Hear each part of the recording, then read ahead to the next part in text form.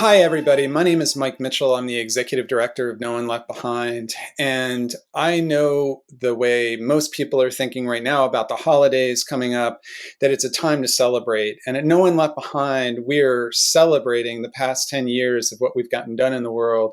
But we're also looking forward in this holiday season, specifically around Giving Tuesday and through the end of the year, to make a difference in the lives of 50 women who've made a difference not just for their immediate families and their community, but for the United States. They were allies.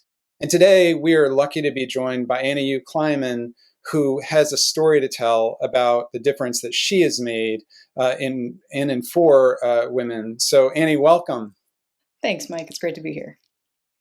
So Annie, tell us, I know a little bit about your background and why you've invested in this issue. Can you tell the audience why this matters so much to you and a little bit of the story?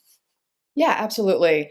So I served in the U.S. Air Force, and one of my deployments was to Afghanistan, where I had the privilege of training Afghan women to serve with Afghan Special Operations Forces, and also to work with Afghan women who were interpreters for U.S. military teams. And these women raised their hand and stepped up for their country and ours when we needed them. And they did so having to overcome more barriers than their male counterparts. They had to often get permission from a male relative in order to even serve on the teams with us. They couldn't tell their friends and neighbors what they were doing because that would put them in danger, more danger than an Afghan male who's doing the same thing.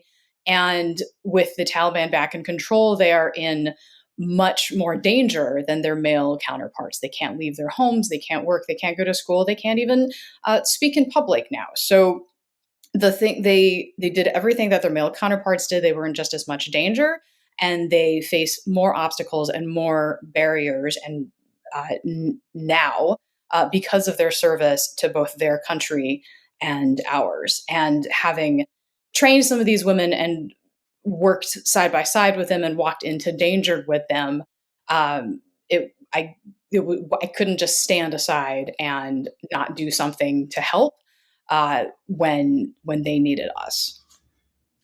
And in your experience, is there any particular story or person that you worked with or experience that stands out to you? There was one particular Afghan woman that we were trying to get out, and this was in September of 2021. So the big effort to get people out of Kabul had kind of dried up. US forces were already out of the country, but there was a small trickle of flights that were still leaving from up north. This particular woman, I had personally trained her. I knew her really well. She was actually really well known within the community, in particular because she refused to wear a headscarf at any time. She would always wear a baseball cap to cover her hair instead of the traditional headscarf that the other women wore. And we got into contact with her a little bit later in the process. So, because of just bad luck and timing, we weren't able to get her onto an earlier flight that was leaving in August. And I honestly, to this day, I still don't know how exactly it happened. There was just so many people that came together to help her. But she managed to, her name got on a manifest, her along with her three children. She got on a manifest for a flight. Uh, Even as she was going to the airport, and at the airport, we were hearing, hey, the flight might not go. They might need to leave. They need to hunker down overnight, and we'll try again the next morning. And somehow, she got on the flight, and the flight took off and landed in a third country, and then eventually made her way to the United States. And I remember seeing a picture that she sent to us while she was on the bus on the way to the airport, and it was the only time in my life I had ever seen her in a headscarf. And then she sent a picture after they had landed, and it was her and her three children, and the headscarf was nowhere in sight, and they just had these huge smiles on their faces.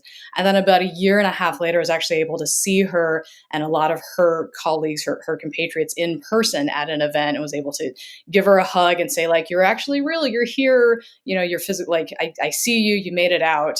You're more than like a name on a screen or sort of a line on a spreadsheet that was a passenger manifest. So it was just such a great feeling to know that so many people came together and helped make this happen for her and her three children. That is so powerful.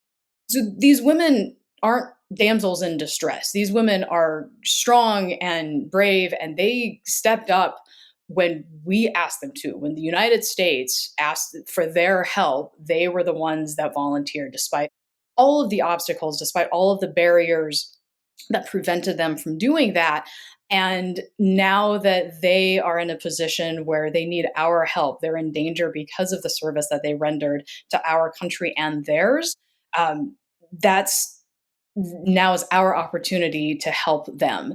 So when they make it to the United States, right, they are going to take that same grit and spirit and determination, and they are going to make their communities better wherever it is that they end up settling. So this is the chance to have generational impact, these kind of ripples of good that's going to expand out from bringing these 50 women over. I think is going to be an amazing, and the opportunity to be a part of that is something really special.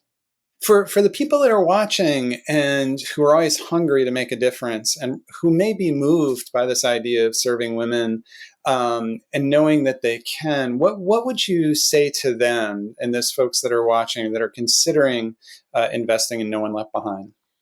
I would just say that feeling that we had when we knew that she had safely made it out of Afghanistan, the thought of being able to do that and multiplied by 50 as part of this effort, is an amazing thought. These are it's not just about helping these women that served alongside the US military, right? These are the stuff that family legends are made of, right? These are the stories that grandmothers tell their children about. This is how our family made it to this country, and this is like a key turning point in our family, and how our family got established and created these new communities in our new country. And I think the ability and the privilege to be able to participate in that, I think, is something really special.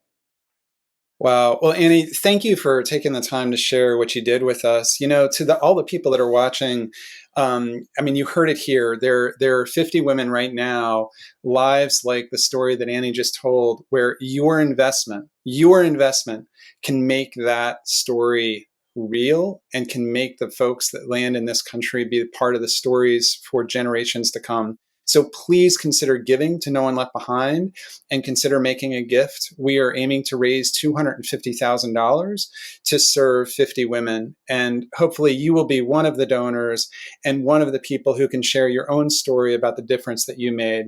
Thank you so much again, Annie, and thank you everyone for watching.